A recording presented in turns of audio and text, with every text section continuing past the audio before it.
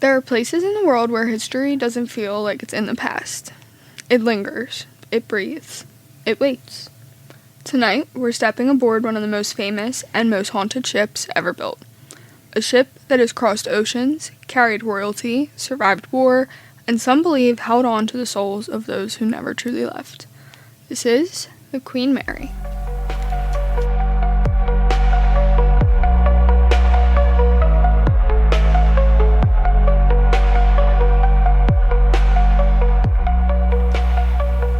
What's up, everyone? I'm Em. And I'm Nick. And welcome into the Ominous Archives. What's new with you?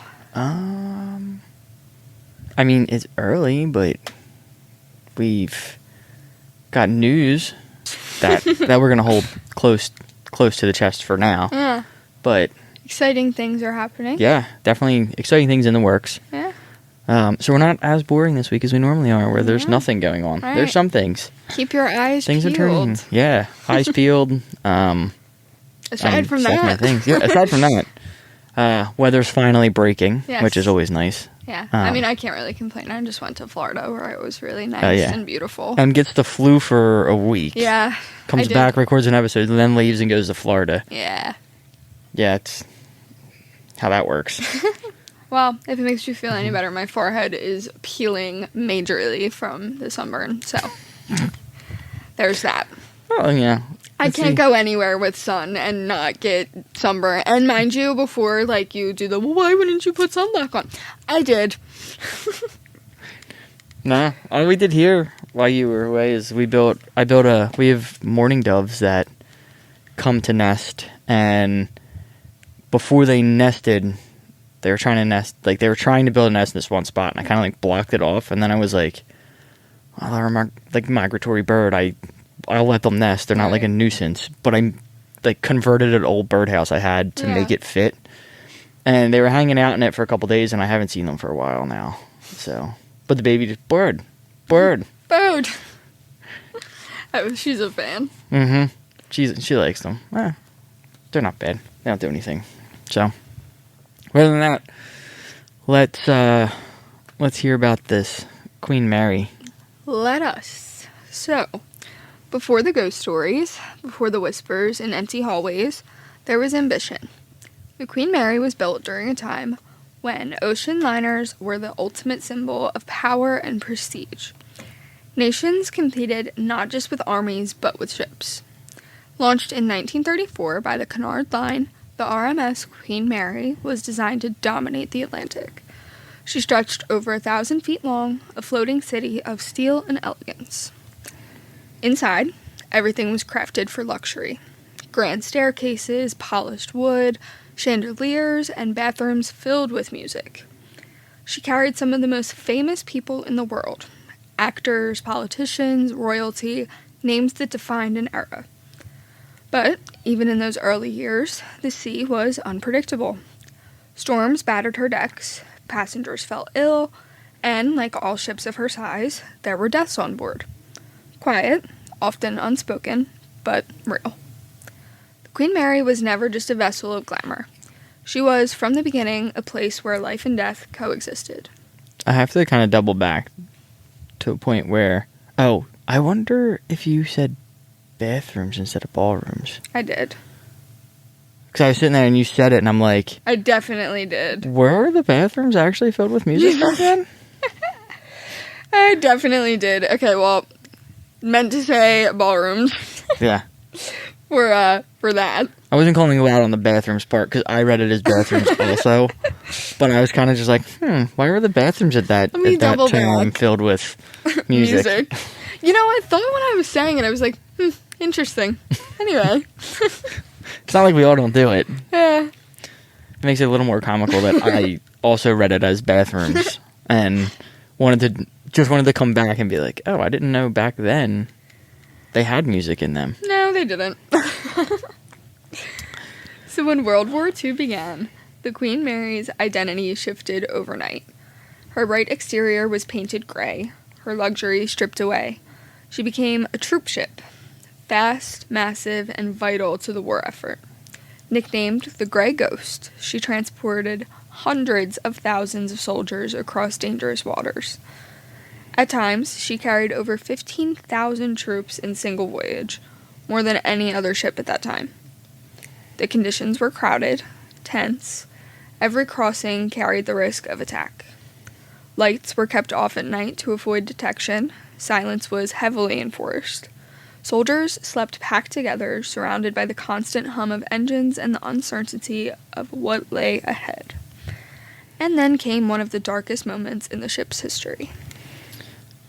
So it was 1942, and the Queen Mary was traveling at high speeds off the coast of Ireland when it collided with its escort ship, the HMS Curaçao. So it was like foggy that night too, I heard. Yeah. And they were kind of like meeting the ship. They were already kind of full speed ahead and meeting it.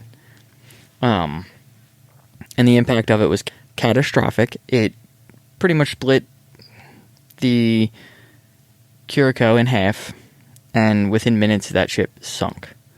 There were over 300 sailors who were thrown into the freezing ocean, and the Queen Mary's orders were to just keep going.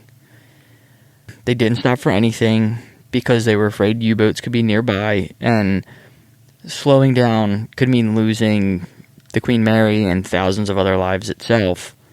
So survivors of that incident later described watching helplessly as men just disappeared into the water beneath them. It's literally, like, so scary. Like, I can't even imagine, like... It's just, like, a crappy... It's kind of morbid. Like, Yeah. It really is. Knowing, like, that you just sit there and watch and there's nothing, like, our orders are just to keep going. Right. It sucks. Sorry. Right. It's a really bad hit and run. Mm-hmm. An on purpose one. Yeah. It's moments like this, sudden, violent, filled with fear and loss, that many believe leave something behind. An imprint, a scar that doesn't fade. Now, by the time the war ended, the Queen Mary had carried over 800,000 military personnel. She'd outrun submarines, survived storms, and witnessed unimaginable human emotion. When she returned to civilian service, the luxury came back. But something had changed. Passengers still danced in ballrooms, not bathrooms. Not bathrooms. I mean, they might have danced in bathrooms. Right. They could have been dancing in the bathrooms. Who knows? Yeah. They dined elegantly. But beneath it all, there was a unseen weight. Crew members began sharing stories, small things at first. Some footsteps in empty corridors, doors closing on their own, shadows where no one stood. At the time, these stories just kind of got dismissed. But the problem was, they never stopped. So let us return to one of the most infamous locations on the ship. Room B340. This isn't just a creepy room. It's a place with a long documented history of disturbances. Guests have reported waking up to the sound of someone pounding on the walls, faucets turning on in the middle of the night, covers being pulled off of beds, lights flickering, then going out completely. One guest described feeling something sit down beside him while he slept. Did you notice that? You literally finished lights flickering, and then the fridge kicked on in there, and our lights flickered. It was the fridge, though. It was just really good timing. That's crazy. I didn't even notice because I was so loud. It's something we have to do. That's wild. Another claimed that he saw a figure standing at the foot of the bed, just watching. Not moving. Just there. The room became so notorious that it was closed to the public for years.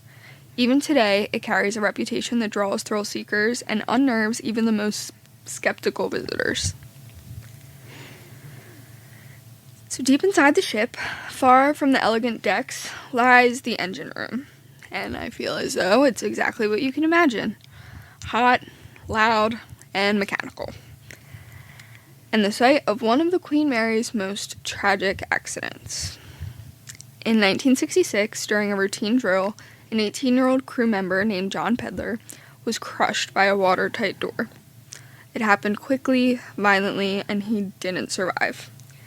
Since then, reports of a young man wandering the engine room have persisted for decades, always described similarly: blue overalls appearing suddenly and then disappearing just as fast as it appears. Visitors have reported hearing footsteps behind them, feeling a presence in tight corridors. Some have even claimed that they've heard a voice calling out, "Faint, urgent," as if it was asking for help. It's one of the most consistent hauntings on the ship and one of the hardest to explain. The Queen Mary's swimming pools are perhaps the most eerie spaces on board. They're now empty and silent, but they're not inactive. The first-class pool, once a place of laughter and music, has become a focal point for paranormal activity.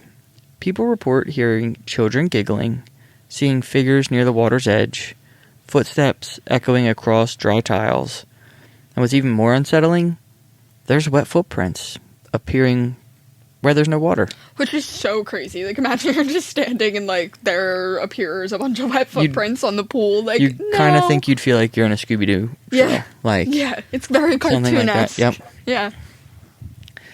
In the second-class pool area, the stories intensify.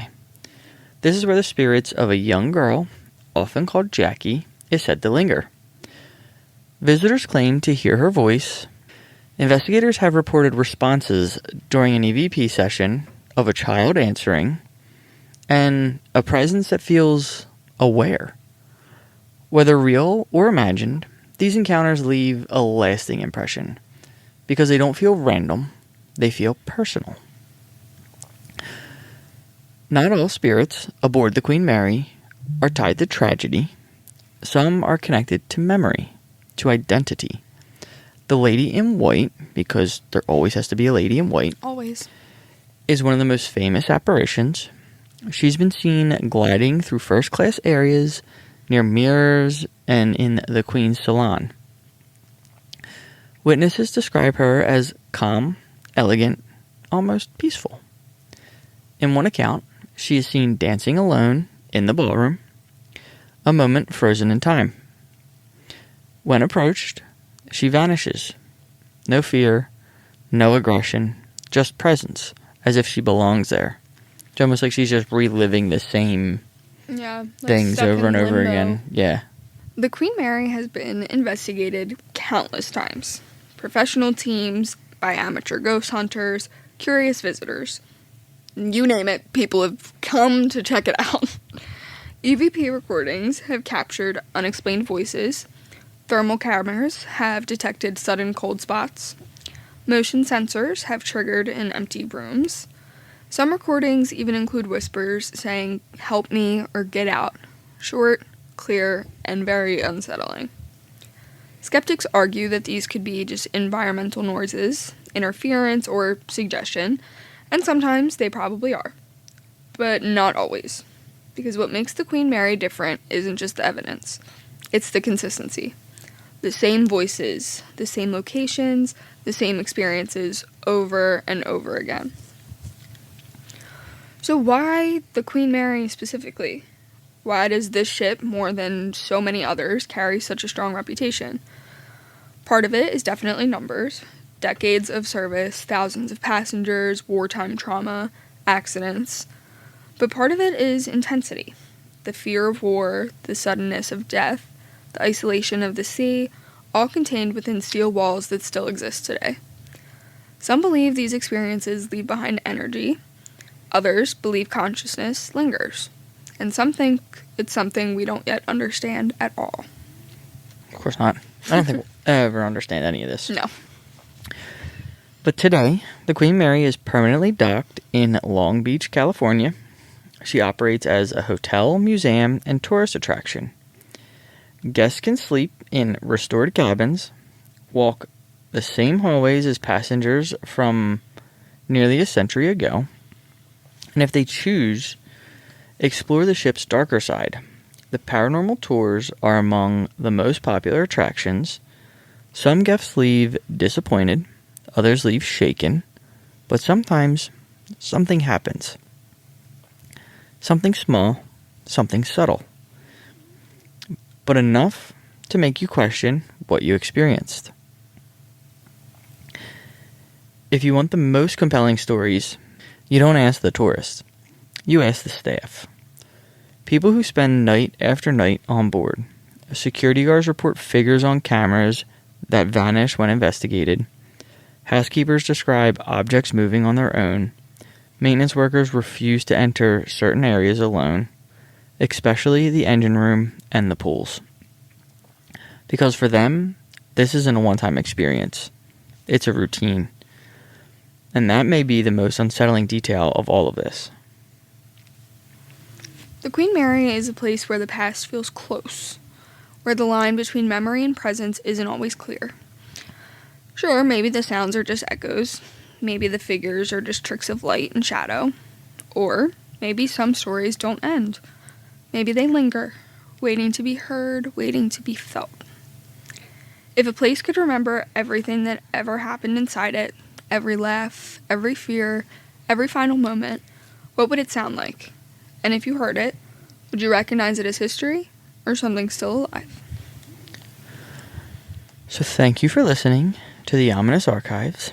If you enjoyed this episode, make sure to follow us on all of our social medias to stay updated. And also be sure to check out our team member Sam's podcast over at Scare Me Sam. She does amazing work over there and for us. So if you're in the market for a thriller or a horror book, make sure you check her out. And as for us, stay weird and stay haunted. See ya. See ya.